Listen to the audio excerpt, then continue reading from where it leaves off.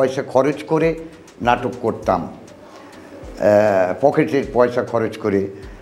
তখন তো পয়সাটা খুব কম ছিল, রোজগার ছিল না, একেবারে বাচ্চা ইয়াং থেকেই আমি একেবারে লেখাপড়া শেষ করার পর থেকেই আমি এই নাটক শিখবো, নাটক জানবো, এই করতে করতে আমি যে থিয়েটারে আমি যাই, পৌঁছাই কারো হাত ধরে, বা সেসব মনে আছে, পুরানো বন্ধু কেউ আছে, কেউ দুর্বল বা ফ্লপ হয়ে গেছে, বইটা ভালো লাগেনি, প্যান্ডেল থেকে লোক উঠে গেছে, দর্শক শ্রোতা ছিছি করেছে, বা সেরকম কিছু আমার আসেনি, বা এলে বোধ হয় মানে